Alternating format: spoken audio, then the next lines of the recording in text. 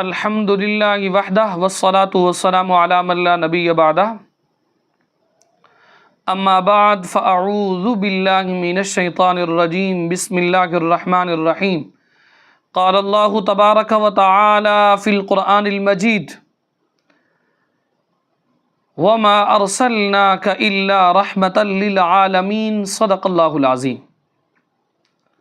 عزیزان من، آج کے ایپیسوڈ کے اندر ہماری گفتگو کا عنوان ہے نبی پاک صلی اللہ تعالی علیہ وسلم کام کرنے میں کبھی بھی آر محسوس نہیں کرتے تھے۔ یاد رکھیے، میرے نبی کی بارگاہ میں خادموں کی کمی نہ تھی۔ ہر مسلمان آپ کی خدمت بجا لانے کے لیے ہر وقت تیار رہتا تھا۔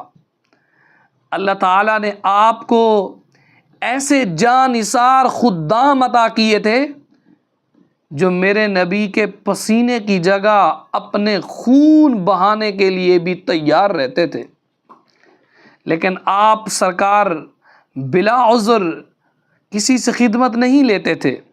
آپ اپنے سارے کام خود کرتے، اس میں کوئی آر محسوس نہ کرتے۔ آپ کو دوسروں پر بوجھ بننا پسند نہ تھا۔ حدیث پاک سبل الہدا والرشاد کے اندر یہ موجود ہے۔ کتاب کا پورا نام ہے سبل الہدا والرشاد فی سیرت خیر العباد۔ اس کی 7ویں جلد کے اندر یہ حدیث موجود ہے۔ ایک مرتبہ سرکار علیہ الصلوۃ والسلام سفر میں تھے، صحابہ بھی میرے نبی کے ساتھ تھے۔ راستے میں ایک جگہ قیام کیا تو نبی رحمت صلی اللہ تعالیٰ علیہ وسلم نے فرمایا، بکری کا بچہ بھون لو۔ ایک صحابی نے عرض کی، جانور کو ذبح کرنا میرے ذمہ ہے، یعنی کام بانٹ رہے تھے۔ دوسرے نے کہا اس کی کھال میں اتاروں گا۔ تیسرے نے کہا پکانے کی ذمہ داری میں لیتا ہوں۔ میرے نبی پاک نے کیا فرمایا؟ سرکار نے فرمایا وعلی جمع الحطب، لکڑیاں اکٹھی کر کے لانا میرے ذمہ ہے۔ صحابہ کرام نے جب اس بات کو سنا، عرض کیا رسول اللہ صلی اللہ تعالیٰ علیہ وسلم، آپ کی جگہ ہم خود کام کر دیتے ہیں۔ میرے نبی نے فرمایا قد علمت انکم تکفونی ولکنی اکرہ ان اتمیز علیکم فإن اللہ یکرہ من عبادہ ان یراہ متمیزا بین اصحابہ۔ سرکار نے فرمایا مجھے معلوم ہے کہ تم میری جگہ کام کرنے کے لیے کافی ہو، لیکن میں یہ بات پسند نہیں کرتا کہ خود کو دوسروں سے ممتاز ٹھہراؤں۔ اللہ تعالیٰ اس شخص کو ناپسند کرتا ہے جو اپنے آپ کو دوستوں سے ممتاز ٹھہراتا ہے۔ حتیٰ کہ میرے نبی گھر کے کام کاج کے اندر بھی شرکت کرتے تھے، ازواج مطہرات کا ہاتھ بٹاتے تھے۔ مؤرخین نے لکھا ہے، الشفاء شریف کے اندر بھی موجود ہے، کان فی بیتہ فی محنت اہلہ یفلی ثوبہ ویحلب شاۃہ ویرقع ثوبہ۔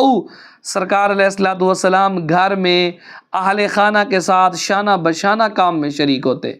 سرکار علیہ الصلوۃ والسلام اپنے کپڑے خود صاف کرتے، بکری کا دودھ دہہ لیتے، کپڑوں کو پیوند لگا لیتے، اور میرے نبی پاک صلی اللہ تعالیٰ علیہ وسلم وَيَخْصِفُ نَعْلَهُ وَيَخْدِمُ نَفْسَهُ، سرکار جوتا اپنا خود مرمت کر لیتے، اپنے کام خود کرتے۔ وَيَقُمُّ بَيْتَهُ وَيَأْكِلُ الْبَعِيرَ، حتیٰ کہ میرے نبی گھر کی صفائی بھی خود کیا کرتے تھے۔ وَيَأْكِلُ الْبَعِيرَ، اپنے اونٹ کو بھی خود باندھا کرتے تھے۔ تو آپ اندازہ لگائیں، اور صحابہ کرام کا یہ تو میرے نبی کا عمل مبارک ہے۔ صحابہ کرام کی زندگیوں کو دیکھ لیں، کیونکہ انہیں براہ راست تربیت ملی تھی بارگاہ مصطفیٰ سے۔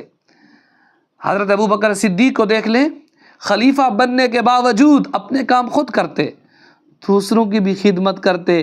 ایک لمحے کے لیے بھی آپ کو خیال نہیں آیا کہ اپنے ہاتھ سے کام کرنا میری شان کی خلاف ورزی ہے؟ نہ۔ حضرت فاروق اعظم رضی اللہ تعالیٰ عنہ امیر المؤمنین ہونے کے باوجود اپنے کندھے پر مشق رکھ کر بیوہ عورتوں کو پانی بھر دیتے۔ مجاہدین کے بیوی بچوں کو سودا سلف تک لا کر حضرت فاروق اعظم دیا کرتے تھے۔ حضرت عثمان غنی بہت امیر کبیر تاجر تھے، گھر کے اندر کئی خدمت گزار موجود تھے، لیکن آپ کی عادت تھی اپنے کام خود کرتے تھے۔ اسد اللہ الغالب، امام المشارق والمغارب، حسنین کریمین کے والد ماجد، سیدہ کائنات کے شوہر، ساری عظمتوں کے مالک ہونے کے باوجود، اس کے باوجود اپنے کام خود کرتے تھے، اپنے کام کرنے میں کبھی آر محسوس نہیں کرتے تھے۔ محنت مزدوری کرنا آپ اپنی شان کے اس کو منافی نہیں سمجھتے تھے۔ تو آج کے اس ایپیسوڈ سے ہمیں کیا درس ملتا ہے کہ کام کرنے میں آر نہیں محسوس کرنی چاہیے، اپنے کام کو خود کرنے کی کوشش کرنی چاہیے، گھر کے اندر بھی افسر نہیں بن کے رہنا چاہیے، بلکہ چھوٹے موٹے کام کرتے رہنا چاہیے۔ دعا ہے رب قدوس کی بارگاہ میں رب جل وعلا ہمیں عمل کرنے والا بنائے۔